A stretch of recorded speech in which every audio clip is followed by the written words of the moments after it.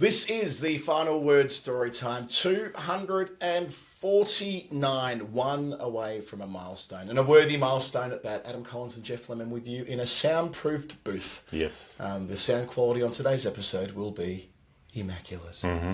It'll be like we're commentating on the golf. King Wally Otto in the soundproof booth. Exactly. All of that. We've got an hour to record the show, so we're going to crack on pretty quickly. I'll tell you more about Maurice Blackburn in the middle of the show. They are Australia's #1 plaintiff law firm, and they are the principal partner on the show. And on our longer programs, we can tell you more about them, because when we talk about them, we tend to do so in some depth and plenty of stomping ground fun to come to. For those of you who became patrons, you are in the running to get a case of beer, and we didn't do this very well last week, so we're going to give out 2 today. 2 cases of beer today. Final word.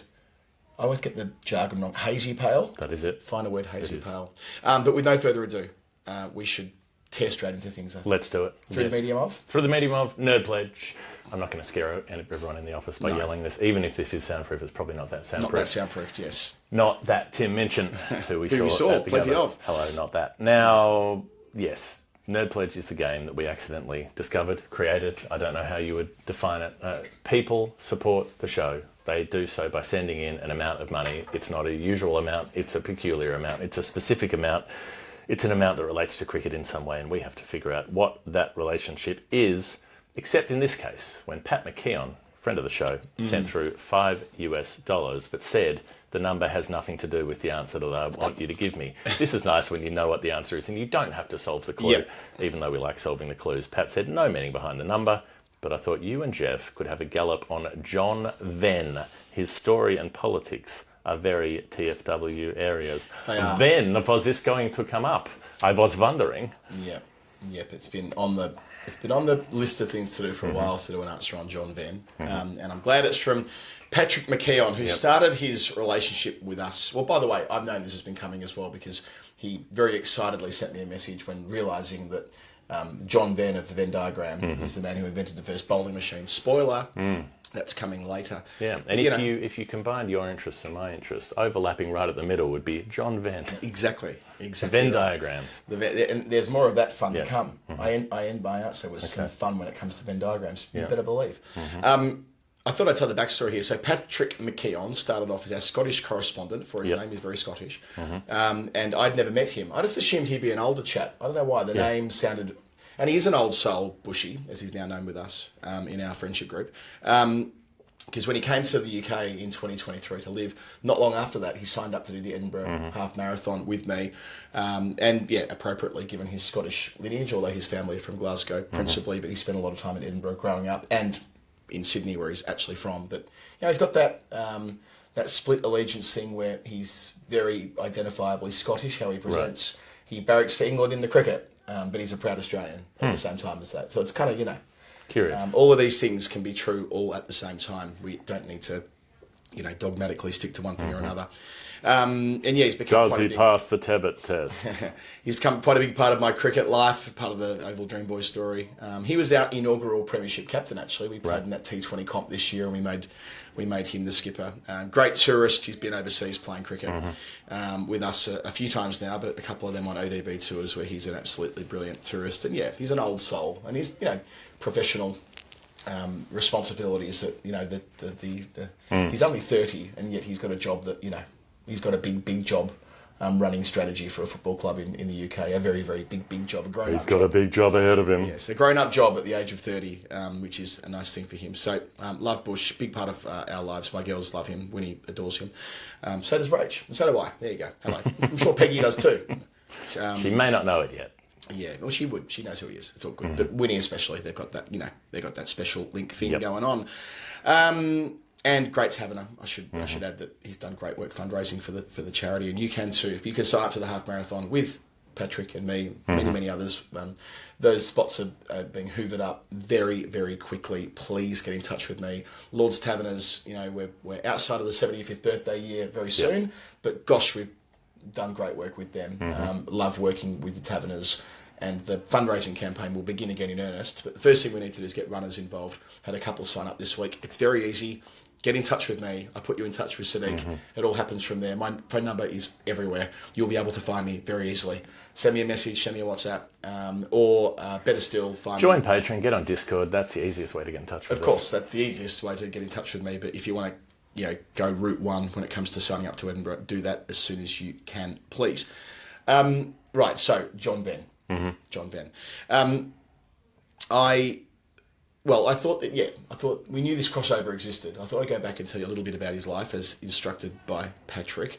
Born in 1934 in Yorkshire, religious family, ended up down at the Highgate School, which isn't too far away from where I live. Then he went to Cambridge. He was a mathematician primarily, but also a member of the clergy, in keeping with what his quite esteemed dad did. His dad was a very prominent priest in the church too. So he had this reputation, John Venn, as being a public intellectual, and that was borne out in his 1866 book, The Logic of Chance. Now, this was a major influence on the way that we now interpret probability through frequency theory.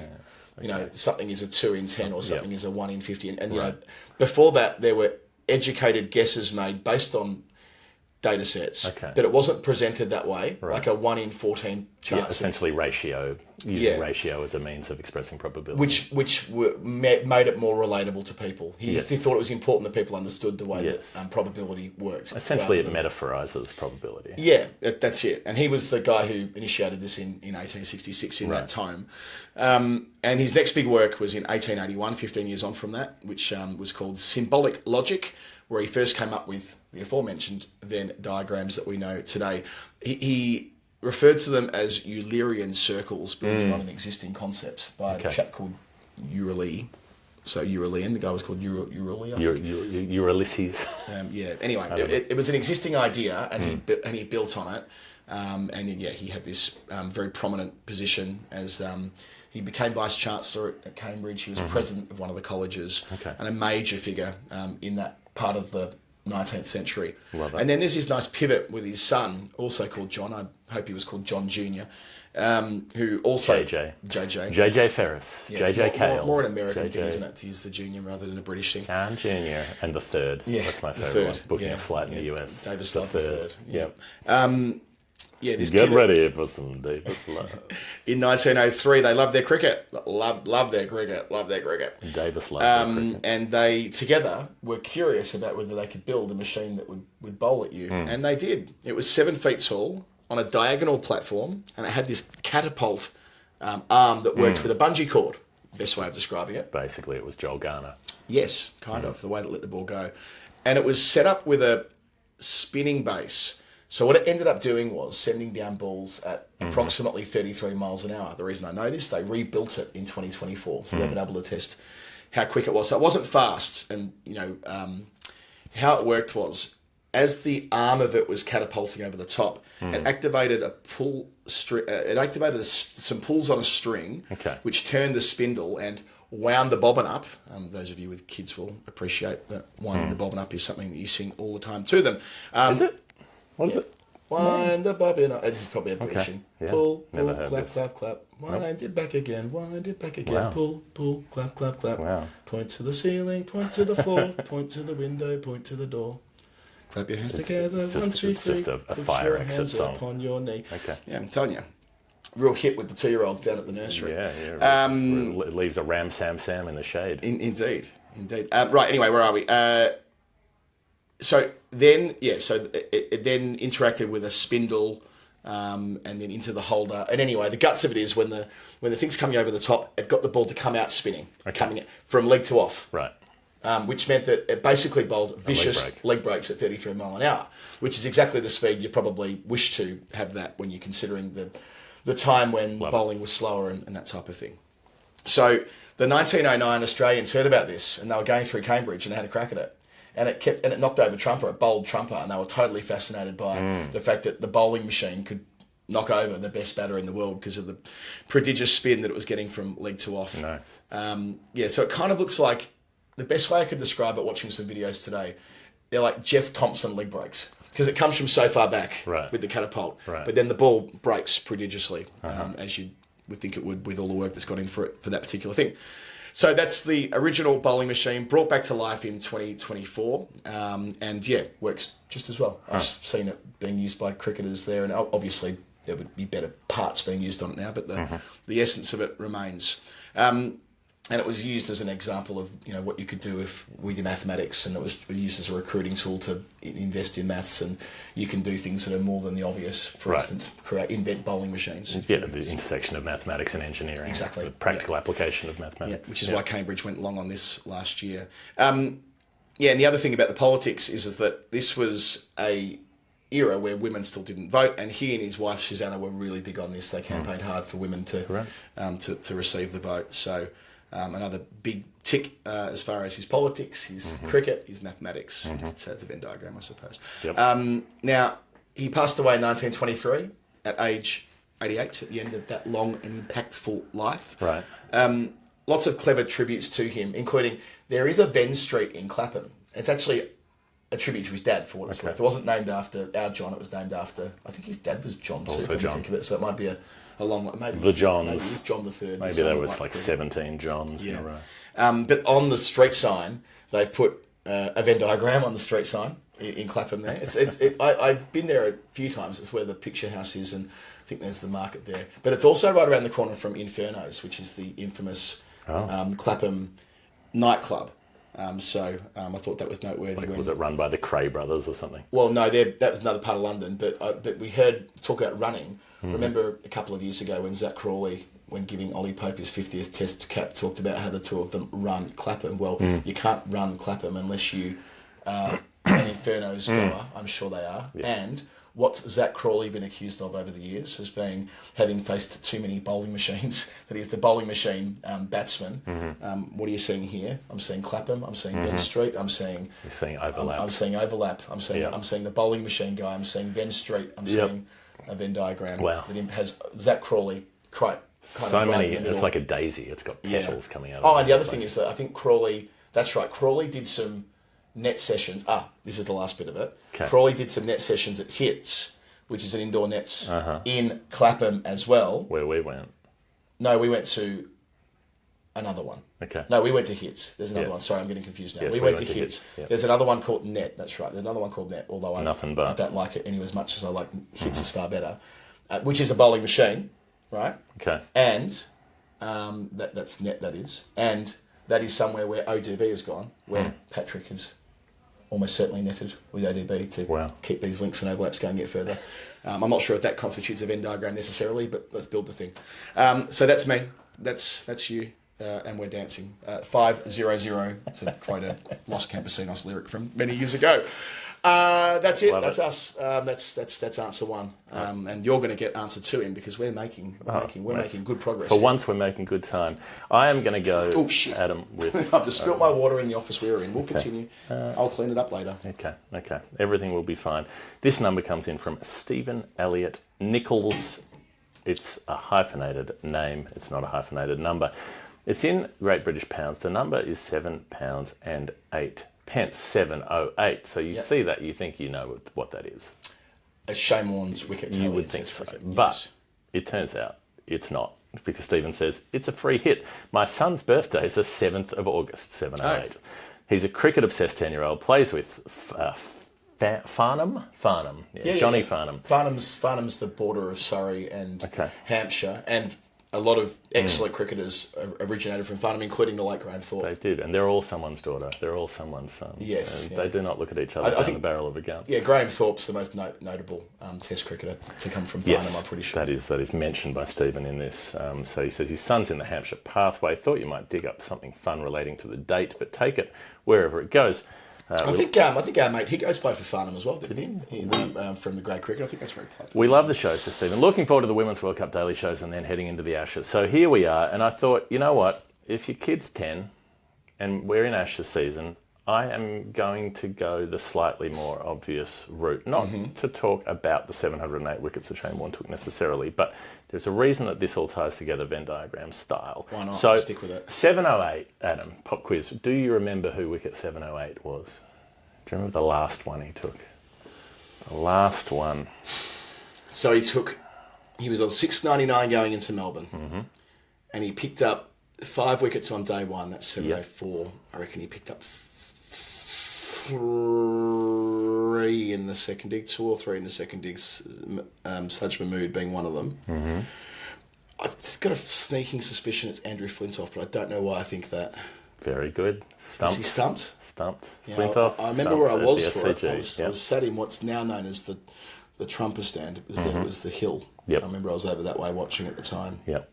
It's pretty good that I've just dug that from nowhere. I didn't really know it. I have a feeling it was Flintoff stumps. That is solid, yeah. It's Saj Mahmood and Harmison are the last 2 in Melbourne, and then he gets 2 in Sydney. He gets Panesar, that might be in the first innings, I think, and then Flintoff. So he gets 1 in each innings at Sydney. So it's an interesting series where it takes him until Melbourne to get the 5 for everybody wants, Warne to get the farewell 5, and he keeps taking. But they didn't 4. know it was going to be his farewell series until Melbourne, did they? No one really saw that coming when he retired. Yeah.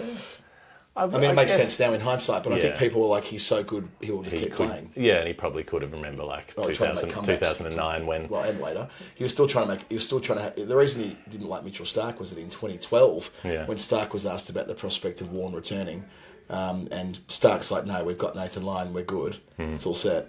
Warne took offence at that because he still wanted to be talked up as a returnee to the Test team 6 years after he retired. Yeah, the coming into the Big Bash and then burning his hand in the pan full of bacon fat. Remember that one? Just before the first BBL game. They recruited him for the Stars. It was Eddie Maguire running the Stars, and it was supposed to be the big flash show, and they were like, Warnie's making the comeback, and then the day before he somehow put like the palm of his hand into a saucepan while he was cooking bacon and had all these blisters and stuff on it.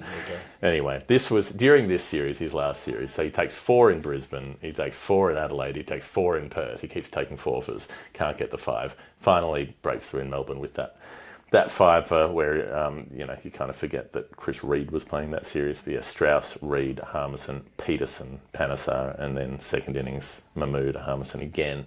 And then goes to Sydney, Panesar, LBW, Flintoff, stumped, and that's a point where. So he doesn't get to bowl much at the end, where they know that they're finishing up at the end. He only bowls 6 overs in that second innings in Sydney because he comes on, gets Flintoff, and then it's the end of the day, and Lee and McGrath open up, and they race through 4 wickets in no time at all. There's a run out, and it's calamitous, and so they only bring Warne on at 9 down, and he doesn't pick up the last one because McGrath does. So sort of emblematic of the career where he took 700 wickets, but could have taken a lot more if there hadn't been. Wasn't playing. Yeah, exactly. If there hadn't been players at the other end hoovering them up as well. So there's all of that going on, and then it makes me think about 2005, and I'm going to explain the link in a moment because there is one. But if we go back, and I know that everybody knows what happened in 2005, unless maybe you're 10 years old.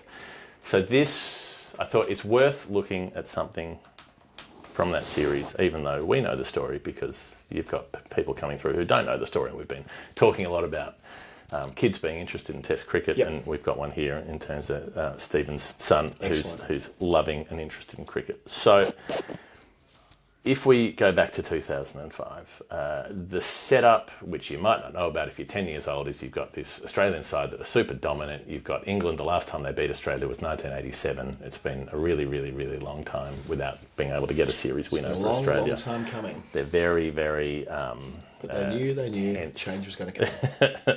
Well, I don't think they knew because that was such a strong Australian side going to England, and it was an intimidating prospect. And then England gets smashed at Lords in the first game, even though there are some glimmers there. But, they're coming into the second game. McGrath gets injured on the morning of.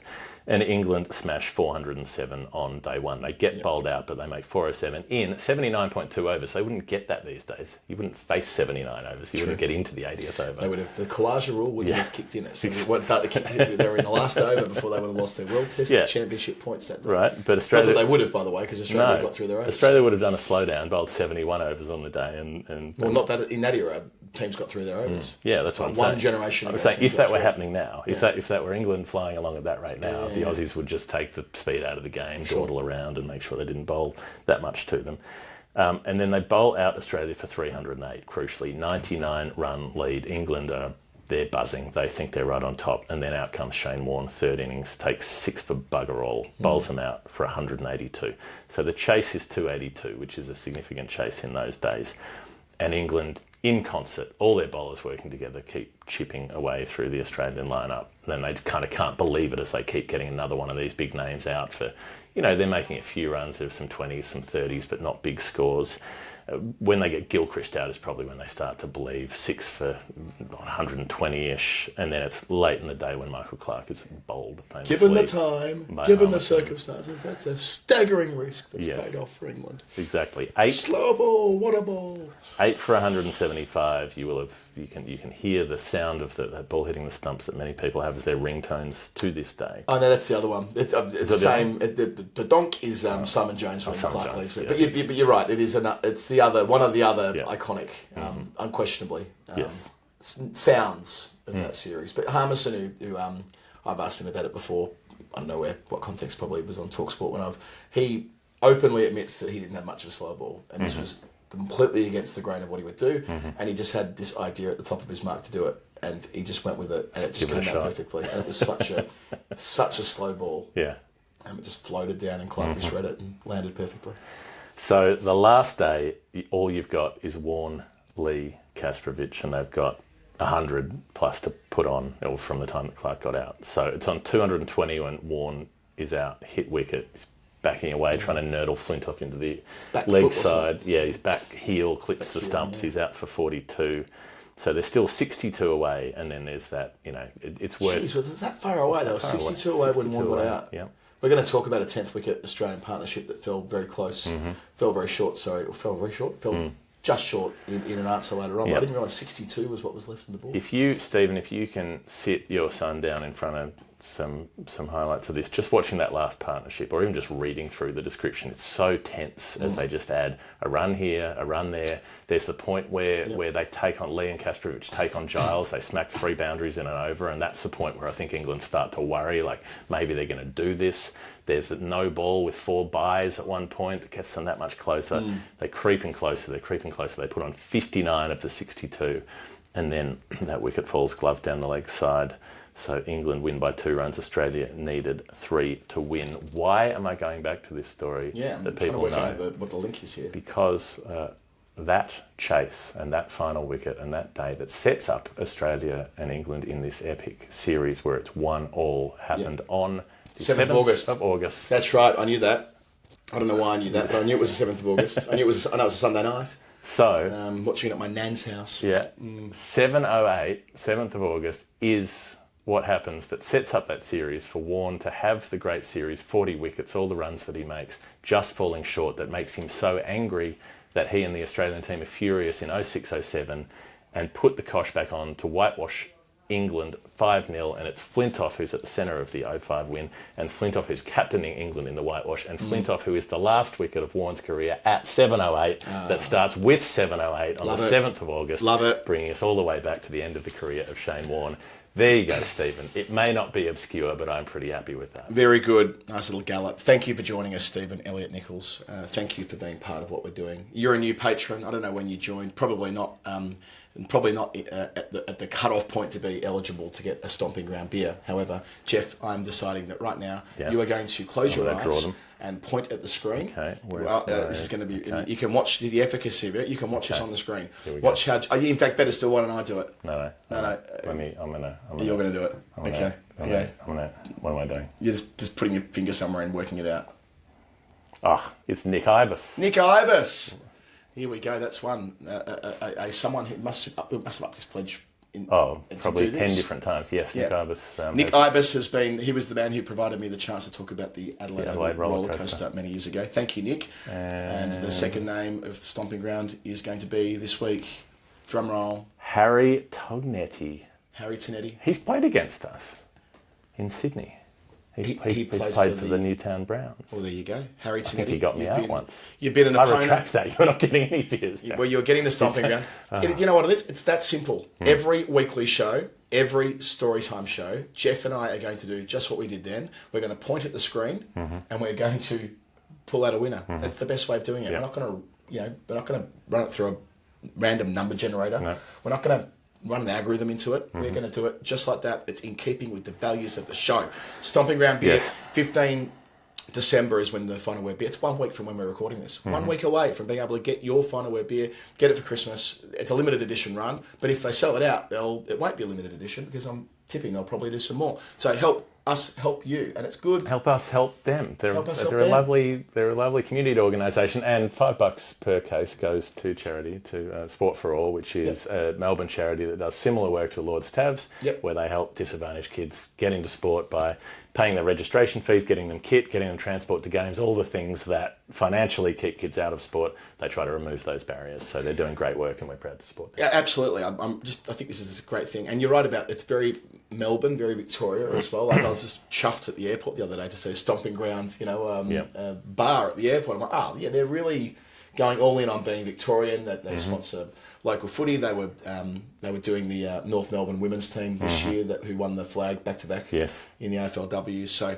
great partnership. Get involved with them. $5 to charity as described before, and you can, by becoming a patron, you can get it just like that, just like we did then for Nick and for Harry. Yep. Thank you. Jeff, tell us a little bit about NordVPN before we go to a break. Let's do that. If you're travelling, like Adam is travelling away from home, and like I never know if I'm travelling or not. Australia is home, but also I live somewhere else a fair bit of the time, but also I'm here for a month at a time. So I'm always not somewhere where I could be, and I'm needing to access things that belong in that country. You need a VPN, a virtual private network, the little device, that little program that sits on your phone, sits on your computer, and lets you tell the internet that you are wherever you want the internet to believe that you are, instead of being told, oh, this item is geo-blocked because of your location. You'll be like, well, where do you want me to be? You want me to be in France? I'll be in France. You want me to be in Argentina? I'll be in Argentina. You want me to be in Tahiti? I will be in Tahiti. You can be in any of those countries. They have like 165 countries that they can put you in on NordVPN. They've got 9,000 servers worldwide, so you can find the fastest one. They're routinely the fastest VPN going around, and you can get it very cheap because we've got a good deal. I was watching the lunchtime show. It must have been the Foxtel lunchtime show in the lunchroom yesterday when I saw a younger Michael Vaughan performing on Strictly many years ago.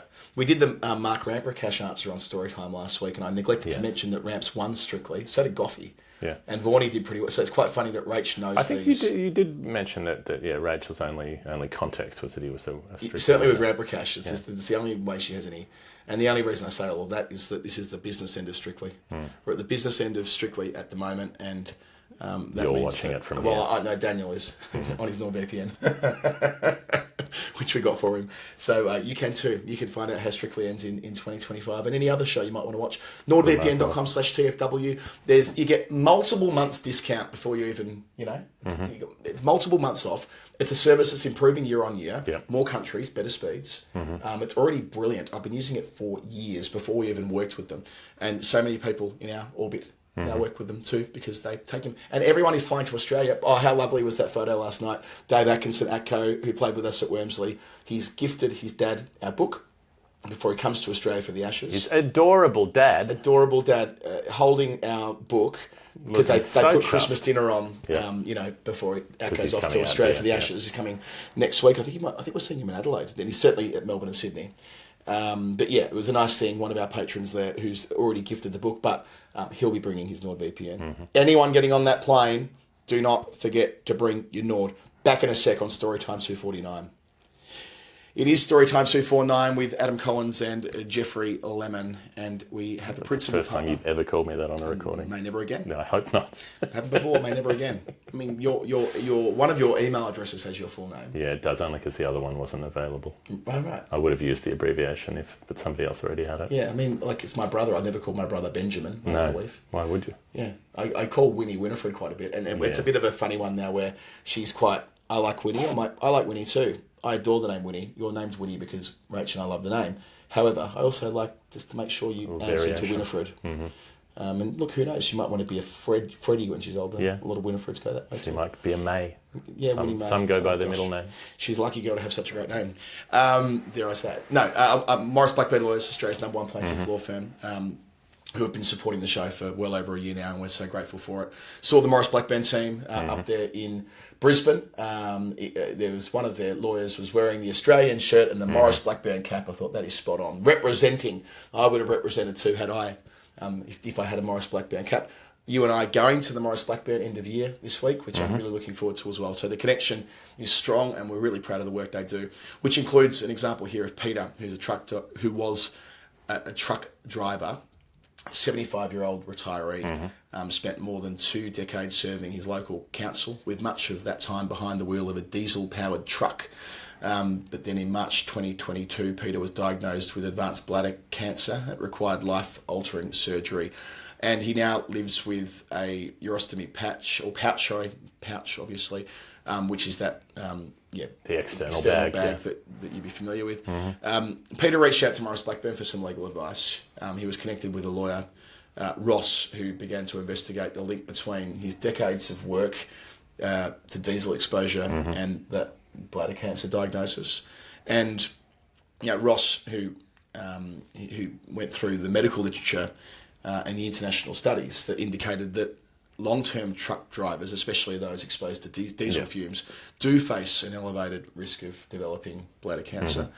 But despite this, he had his claim rejected by WorkCover. But then tireless work from Maurice Blackburn to lodge an appeal. Then the insurer reversed the decision. Medical expenses covered, a lump sum payment, recognition of the illness and the lasting impact of it. So the message is clear here. If you work in a high-risk industry and are now facing this serious health condition, don't ignore that. You can ask the question of Maurice Blackburn. You can get their support, and that legal advice is available to you. And so much of the work that Maurice Blackburn do are on that no-win, no-fee basis. So all of their information's in the show notes, and all the work they do is work that is, on behalf of hardworking Australians such as Peter, who, in that desperately difficult time in his life, was able to get the financial support that he was deserving of because of the work of Maurice Blackburn's lawyers. If you reckon you need their support, just reach out, talk to them. They can advise you and take it from there. And the work that they do has helped a lot of people. So let us move on with number 3 for you, Adam. It's from Jamie Doe. It is 509 in British pounds. Although Jamie says, that's the dough. 509 is the dough. Oh, the dough, 509. As an Australian who's been living in the UK for years, I would have put my pledge in AUD if I could for the sake of the clue. Well, you can change the currency. You can do. But don't feel any need to. If you're giving us 509 pounds, just go with it. Sure. And not against it. Don't resist. I'm just saying that the next number will tell you that you can change the currency to all kinds of obscure things. Here we go. The greatest day for my childhood hero, this is in inverted commas, an underrated cricketer who ignited my passion for doorknobs, a partner to the greatest, who became a champion for players everywhere. Yeah, it's a pretty obvious one when you have. I love that clue, Jamie, because there are multiple ways that you can pour through it. Doorknobs, off breaks, underrated Aussie. Bed knobs and broomsticks. 5'9", it can only be one man. TBA May, Tim May, and referring to that thrilling 5 for 9 at Adelaide in 1993. Now, funny how the brain works. I always thought I'd watched that on a Sunday afternoon in my living room in Endeavour Hills as a kid. But I had a look. The 25th of January, which was the penultimate day of that test match, was actually a Monday. And this comes back to a topic that you and I were doing on Storytime not that long ago about Australia Day and where it sits and so on. Of course, 1993, we were still in the era where the public holiday and the celebrations were not always on the 26th. Right. They were on the nearest Monday. Yep. So the Australia Day holiday was the 25th of January. Which is Take that. Oh, it's a tradition. Yeah. It's been that way for years. Yeah, which is why I was watching it on TV, because otherwise the Monday I would have been in grade 3. Well, maybe not quite January 25. School's probably back the next day. School would have gone back on the just Tuesday. Thinking about it, school would have gone back on the 26th, the day where Ambrose and Walsh. I remember where I was watching that too, and where I was at after school care and all the rest of it. But that would have been my first day. Fuck it, I'll go with it. That would have therefore been the day the test ended on the 26th. Would have been the first day I had in Miss Jamison's class. You know how you get one teacher when you're a kid who just you get one and you love them forever. And you love them forever. Fiona Jamison, Miss Jamison, is unquestionably the most influential person that had anything to do with my education as a youngster. And everyone she taught feels the same way. Yeah. There are a number of us who still kind of vaguely interact. And from very periodically we'll see each other from Southern Cross Primary School. There's one guy in particular who hopefully, fingers crossed, I'm going to catch up with on Saturday, Bim Sara, who's now a doctor in the southeast suburbs of Melbourne. Bim's and I caught up in London about 2 years ago. We hadn't seen each other since 1993 when he left our school Love that. and got a scholarship to study at Mentone Grammar. And we stayed in touch online for 30 years. We stayed in touch vaguely, and we caught up in London. It was one of the best nights out ever. And we're going to see each other this weekend. And he was in Miss Jamison's class with me. And he, like me, attributes the work that she did on developing our little brains to believe in civic duty and to believe that music was important. She'd sit us on the mat of class every day, and we would sing songs. We would sing everything from like the Beach Boys' Sloop John B through to songs that were sort of back to when the First Fleet was coming out. And her eyes they shine like diamonds. Black Velvet Band. I'm just trying to remember what the song. Black Velvet Band. Yeah, anyway, and she took us around. We would perform at nursing homes at Christmas as a class, 3J. We would perform at the Endeavour Hills Shopping Centre. It was the gift of gifts being in her class. And I've thought about writing to her recently because I've joined this choir and I'm loving it. And I'm sure somewhere in the back of my brain it's because of her. She would have been in her late 20s when she taught us, and she was just everything to us. Like, I suppose there was a maternal element to it as well. And then, I did choir stuff with her through until grade 6, and she was a very passionate sports fan and played the bagpipes as well. Right. Scottish lineage.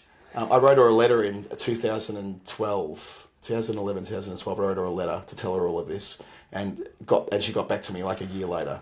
I think she probably found it a little bit difficult receiving correspondence from a student nearly 3 decades or 2 decades prior, dumping all this on her. But I think she gets it. I think she got it. But I've got no doubt that the reason I took an active interest in politics and civics more broadly was because she instilled it within us really early on, the story she would tell us, the history of the country and beyond. Anyway, that would have been my first day in her class when Australia, on the 26th, it would have been the Tuesday, you would have gone back to school, right? Someone send her the podcast. Yeah, it's amazing the influence. Mine would be, Mrs. K in grade 2, who I regret, so she had a long Greek name which she thought was too difficult for us, so she just had us call her Mrs. K, which means I don't actually know what her real name is now anymore. I probably did once, but it slipped. But yeah, there's something about like a teacher who is kind and who treats you like an actual human being when you end up in other classes with teachers who treat you like a problem to be dealt with. That makes all the difference. So if you're a teacher out there, God bless you. Oh my word! If you're one of the nice ones. I feel quite emotional talking about this stuff because I cannot tell you the influence she had on my life. I've got no doubt that almost all roads lead back to when I would have been 8, 9 years old. And I've got no doubt on Saturday when I go out to the southeast of Melbourne to see Bim Zara, we'll talk about, we'll raise a glass to our old teacher. I'd love to see her. If she's out there somewhere listening to this, it'd be great to see her and tell her that she means an awful lot to me. Anyway, I better stop talking about her. I'm going to start crying. So back to 1993 and the day before, the one I'm referring to, the 25th, where... we have done this before, haven't we? We have done Tim May's 5 for 9. I mean, to a point. But I thought it was worth just talking about Tim May more generally. Sure. We'll come to 5 to 9 again in a sec. But 5 to 9, 9 5 to 5. 9 to 5. Working 5 to 9. He's had a pioneering role as the players' representative at the ACA and all the rest of it. But you go back to the beginning, Prince Alfred College, a well-worn path in Adelaide. That school, he played for University, which is the club where we're playing our media game, the Aussie media, which I'm captaining against the England media in Adelaide 2 days out from the test. Collins versus Zaltzman. That fixture is going to be. I'm not sure if you're there by then, Jeff, but I think I might get in just in time, but I don't know if I'm going to bring much to the table. We've got it's going to be a fun day if you want to come down and watch. Well, we got one over Zaltzman in the Taverners game at Wormsley, so he'll be burning for I went to a revenge. stand-up show the other night, and he's a brilliant performer. He's outstanding. If you get a chance to watch Zoltz on tour when he's here with TMS, but he's doing his stand-up around the country, make sure you get a ticket. He was playing domestic cricket as early as 1984-85 when he was 22, picked up an early fifer against Queensland to get himself on the map. I always thought he was tall, but he's not. 5'8", but great dip. An action that I even now think about. When I'm at the top of my mark, sometimes I think about trying to get my hips through the way that Tim May would he'd kind of come on side on with his arms, if you're watching on YouTube, arms perched here, and he would kind of get side onto the crease and pivot really hard with his back hip thrusting through. I sometimes think about that because I have my arms like that when I'm sure I've got my arms like that because of Tim May, by the way. The early off-spin bowler that played for Australia when I was a kid. Anyway, Tim may, but Adam will. Excellent Shield season in 86-87 when he picked up 43 wickets. Got him in the World Cup squad, leapfrogging Mo. I've spent a fair bit of time talking about Greg Matthews recently for various reasons. It came up on commentary the other day when we were doing that 92 team that played in Sri Lanka when they every player got 10 or more. And they read it. My first impression was, what an extraordinary night out that team would be. Mike Whitney's in there, Greg Matthews, it was loose as. Then we went, Dino was playing. We went through and Kat and I were analysing. Was that the 84 team? No, 92 team. Okay, so 92 team. yeah. The point is that, that was a different era altogether in terms of the fun that lot clearly had together as a cricket team. So he's on the map for the 87 World Cup. And he has that rare distinction of making his Australian debut at a global tournament. Like, not many people debut at a World Cup. Tim May did his one-day debut, played 5 games in the tournament. He was the understudy to Peter Taylor, but he overtook him by the end. He was the sole spinner in the final. I mean, famously, Alan Border had more of a role as a spinner in the 87 World Cup final with the Gatting dismissal and all the rest of it. But despite not taking a wicket in the final, he is a World Cup winner straight away. And, of course, that's Australia's first World Cup win. Yep. What a triumph. A test debut follows at home, the beginning of a 7-test run in 1988 and 1989. 14 wickets in 5 innings in Pakistan in 1988, which is a pretty good return. The best numbers of any bowler on that brutal trip where Miandad's still batting, I'm pretty sure, in that.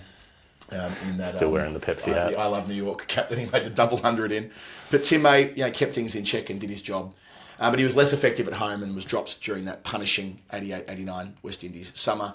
And that corresponds with the time when he suffered some setbacks with a knee injury. So he was kind of off the radar. Greg Matthews comes back as the off-spinner, has a really good Ashes in 1990-91, gets that 100 at Sydney. That's a decent chance that'll be it for Tim May. And then Adelaide 1992 happens. So he's recalled to play his home test match. First time that he'd partnered with Warne, interestingly. And it's one of the tests of the century. The May 5 for 9 in 6.5 overs to open it all up from, at one stage, Windies, a 124 for 4 with Richie Richardson and Carl Hooper going through the gears. Their leads up to 163, but then that collapse of 6 for 22 to turn the game. Windies all out 146, and it begins with May getting Hooper and then running through the lower order. Proper offie wickets too.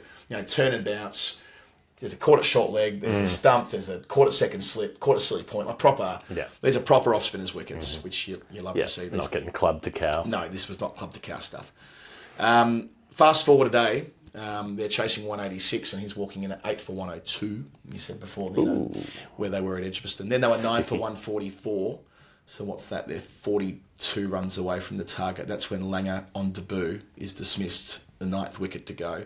And the rest really is history, to cite another performer who's going around the country at the moment. Hello, Tom. 9 for 184 when McDermott's glove is caught. So Australia, therefore, have lost the test match by 1 run. The only time in test history there's been a match been resolved by 1 run. A couple of ties, of course, but the only solitary run margin.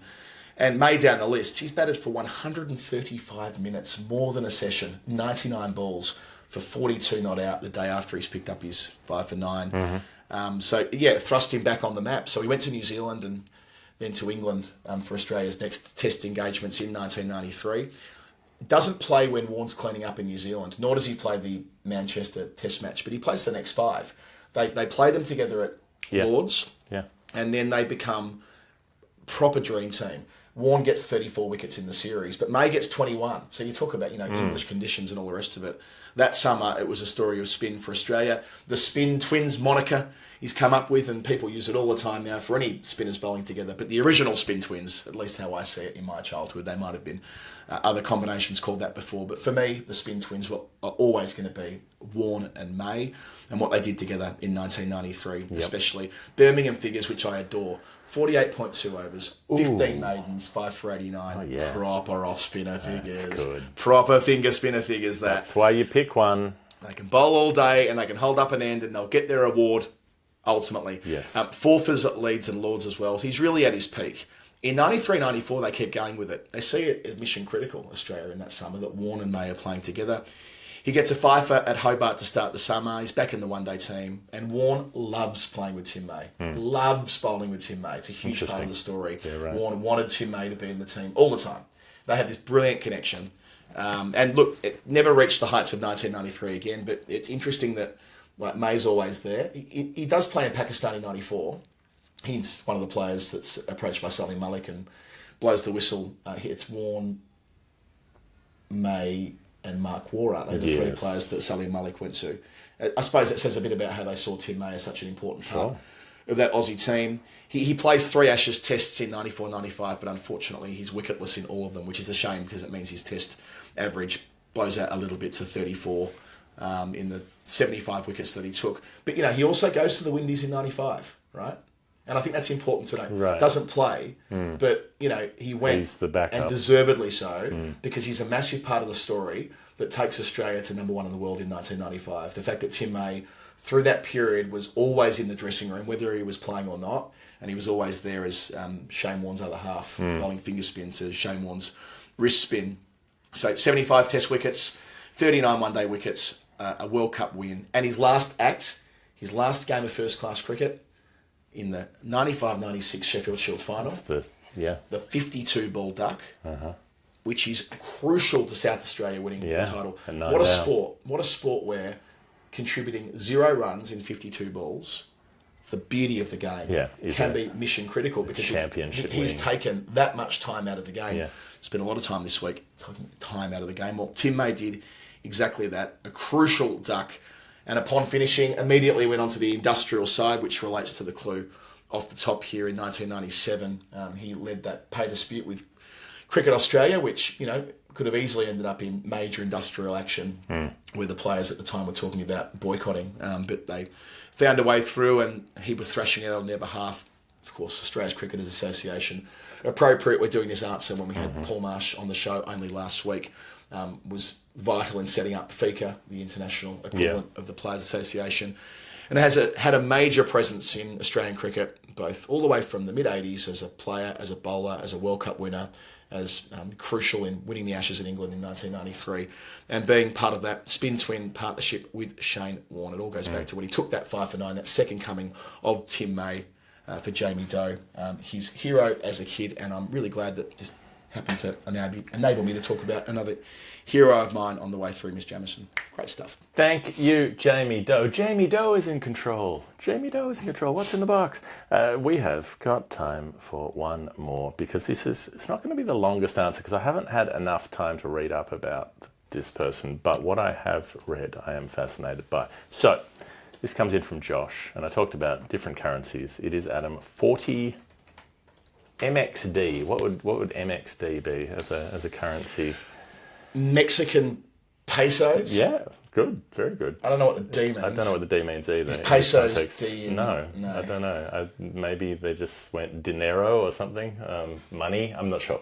But Canonero. The MX is not a free newspaper anymore in Melbourne. It is, what a paper! Misconnections. I told you the story. Have I told you the story about MX? No. 2009 Ashes.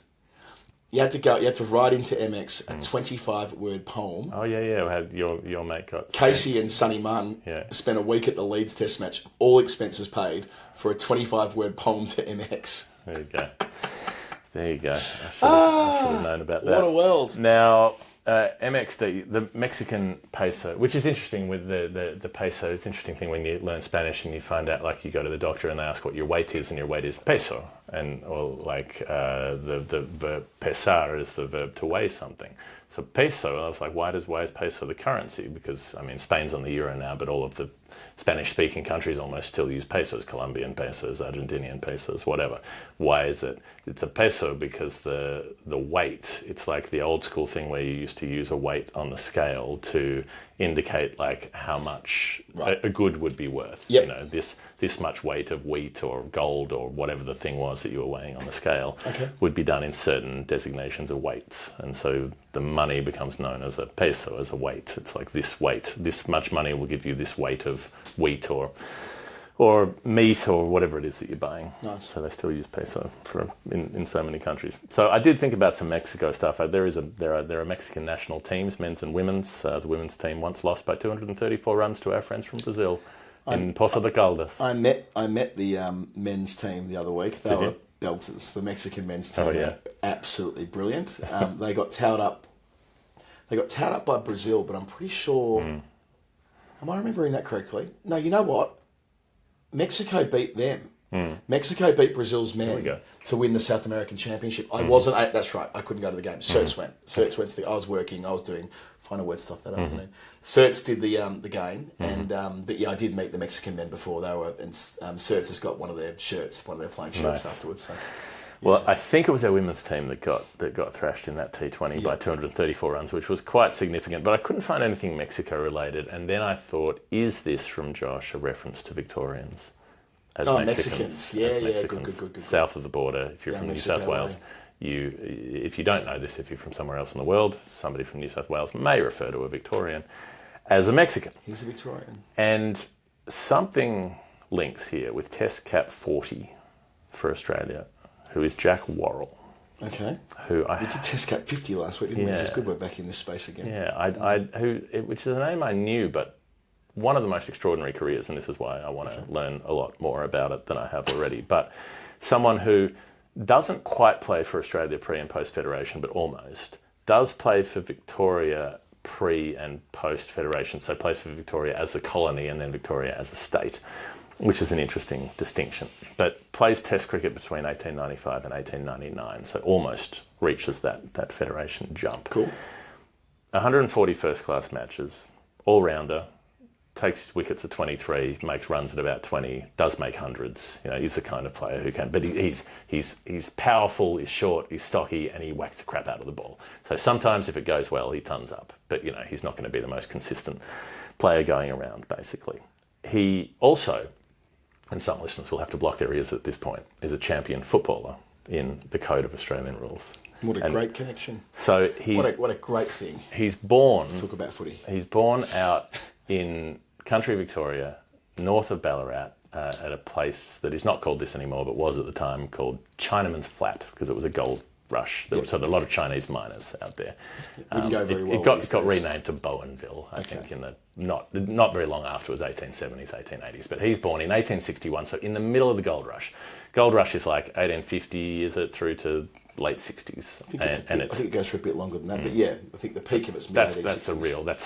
That's the real rush. Yeah. That's the rush. Is that period out near Ballarat, Castlemaine, sort of north of Melbourne and west of Melbourne in Victoria. There's gold being found, and he's born literally on the goldfields, basically, like out there in the middle of nowhere. Goes to Ballarat, plays footy there, gets seen by a scout for Fitzroy, and gets drafted to come and play for Fitzroy, where he does that for 9 seasons. He's named the champion of the colony twice. Which is what George Coulthard won. Yep. A couple of times, no, 3 times. 3 times, champion of the colony. Yeah, I suppose just before. Coulthard's a few years before, probably. He'll be just before him, yeah. Because Worrell's coming through probably in the 1880s, and Coulthard's... Coulthard's... They played at a similar time. I wonder if they played against each other.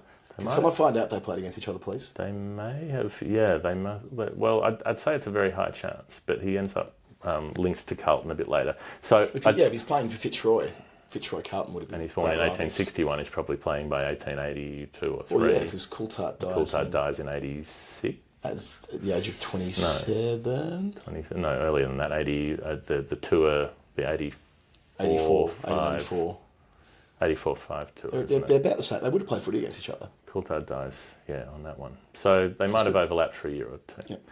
In any case, he whacks it. He's a cricketer who likes to whack the ball, and so he ends up on one particular day whacking it to the tune of, and given the number was 4000, he does make a 400. 417 not out for Carlton in a first grade game. Baggers. In what goes on to become the highest ever recorded team score. It's 900 and something. So at the time, it's the record, sets the world record. So he he would have challenged Stoddart's record that day, basically. 417 not. In the hunt. Got the red ink. So what year did you say this was? This is 1896. This is 10 years after Stoddart. Stoddart's 1880, isn't it? So, yeah, 6 years after. So not long afterwards, he has this remarkable day, and they set the record at the time for the highest score recorded in any cricket, which is past 900. So he gets his test opportunities in 1899. So he debuts at the MCG in 1895. He tours England in 1899. And they go, let's open the batting and have a go. And it works out great. He makes 1,000+ runs on the tour, averages 45 across the tour, and does pretty well in the tests, particularly at Leeds. He makes 76 out of 172 on a tough pitch where he just gives it a belt at the top. He's opening with JJ Kelly, Love it. the most storied player to not have a Crick Info profile still. I kind of don't want to fix that now. I like the curiosity. I told Miller about it, I think, but yeah, let's leave it. Yep. Who makes a duck? At number 3, Monty Noble, who makes a duck. At number 4, Sid Gregory, makes a duck. Pretty useful team. Yeah. And old mates at the top of the order, Jack Worrell making all the runs while these guys make nothing. But he causes a schism in cricket, and this is really interesting because it links back to something we were talking about a couple of months ago maybe in Scotland, and also the chapter in the book about Jack Marsh, the Aboriginal bowler who was persecuted for chucking. And one of the big influences that we spoke about in that framing of Marsh in that way was Monty Noble, who was often the sole New South Wales selector and refused to pick Marsh on the basis, claiming the basis that he threw the ball. Part of that story, though, is probably the fact that Monty Noble himself was often scrutinised for his own action, and his action was questioned any number of times. And so perhaps part of the influence was that he felt... Yeah. So he felt, I would speculate, Noble felt defensive about his own action and thus wanted to be very, very, very careful to not be accused of going easy on anyone else who had a suspect action. I'm just picking up some... I just never thought to look at his action before. Yeah, well... I mean, evidence will be limited. Yeah, I just thought, looking at there's a lot of stills of cricketers from that era. Sure, but they're usually posed stills rather than live action. That's true. It's hard to tell. There's nothing really that... They're not actually in the action. But there was scuttlebutt around Noble at the time. I'm saying he collapses on his front knee. I can see that he might have chucked it. Yeah, that there was that he kinked his arm. And this culminates... Nothing better than a kinky arm. This culminates in 1902 when they're touring England, and Jack Worrell, who is he's got a very staunch sense of what is right and wrong. He contacts an English umpire during the tour and says, Noble's a chucker, Jack Saunders is a chucker, you should call every ball they bowl. And this gets out, word of this gets out, that he's sent this, this is a recent former Test cricketer saying to an umpire on the England tour, one of the tour matches, that these guys are throwing the ball and you should call them. Word gets out, people are incensed. The Victorian Cricket Association bans him from any involvement with Victorian cricket from that point forth. And I think years later there's some kind of rapprochement where he ends up back involved with club cricket at some level. But he cops the whack, he doesn't protest it, he doesn't write anything and complain, he just goes, oh well, if I'm not welcome, I'm not welcome. And so he just throws himself more into footy, and he ends up being appointed coach at Carlton, and he seems like a Justin Langer type. He's like very intense, very full on. He's like clean living, strong young man, no drinking, stay off the booze, shave in the morning, no beards. Pete Hegseth kind of areas. Can't play footy with a beard. Michael Neeson not welcome. But he drills this Carlton team, which is shithouse, and they go on to win 3 flags in a row. And he's the great hero coach. And of course, because he's the great hero coach, he's resented and undermined at Carlton. There's a bunch of other stuff that goes on. He gets accused of like knocking off the gate takings or something, which there's no evidence for, but if he did, he won 3 flags in a row, so he's probably entitled to pinch a bit off the gate. If he wanted to, not that I'm saying he did, wouldn't want to besmirch his reputation. But there's a huge falling out. He gets kicked out by a rival faction at Carlton, so he goes, all right, screw you guys, moves to Essendon, wins 2 flags with them as well. So he's coached 5 flags, which is an insane amount, after having a Test career.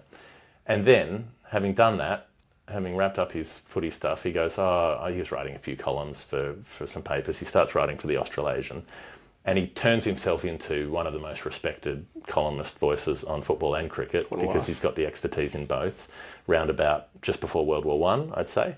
And this goes on for 20 plus more years into the 30s. And after a conversation with a couple of other sports writers about England's approach in 1932, he's the first writer to put the term bodyline into print. It all comes back. It all comes back to Jack, who's, I don't know if there's any relation to old Frankie Worrell. He's got the same spelling with the RRA rather than the as in, I'm talking about South Australian Dan Worrell, not actual Frank Worrell. Actual Frank Worrell spells it differently with an E, but is he related to Dan Worrell? I'm not sure. I want to see Dan Worrell play at Adelaide for Australia, not England, and just Nice. Strong Towel Surrey, them up. strong Surrey, strong Australia. So this extraordinary career that goes from being footballing champion, test cricketer, one of the greatest football coaches to win 5 flags in that shorter period of time, and then going on to become the columnist and journalist who coins the term bodyline, which is still in use nearly a century later. It's a remarkable career, and you can see why I'm saying I'm sure there are books about him. I want to go and read them now. Well, that is one of those ones I think we'll read. Tasty. Yeah, there's a bit going on there. He might make the second book. Mm-hmm. Jack Worrell. I couldn't rule it out. I feel like Jack Worrell's story. The first big Jack at Carlton. Yeah. Before no relation to IXL. He was not a jam merchant. No. Nor was he the president of the Liberal Party or anything else. Jeff, that's us. That's us. I mean, I'm looking at the clock. We're right on an hour. This is kind of perfect. It very rarely works out this way. So I'll end it here. Despite my husky voice, I have a radio show to make in 15 minutes as well. So best that I turn my attention to that. Thank you to everyone who's a patron of ours. We love you. We love you all, to go full Jeff Fenech. Become one too. Chance to win the stomping ground. Maurice Blackburn Lawyers, our principal partner on the show since 1919. They've been looking after hard-working Australians. Get yourself a NordVPN and any number of other things you can do with us, including the Zeus Sleeps device with 5% off, and all the other bits we're doing at the moment. That can be you with us through the course of this Australian summer. Story time. Send us a number, patreon.com/the final word. That's the most important bit. This is how you get on Story Time. You sign up. You send us the number, and then you go in the running to win the case of beer or give it to someone else. And there's no alcohol ones if you don't want to drink. Could not work any better than how it is at the moment. Yep. It is humming. That's us done. We'll do it all again soon. You're not going to get this on the weekend, but have a nice week. Have a nice week and weekend.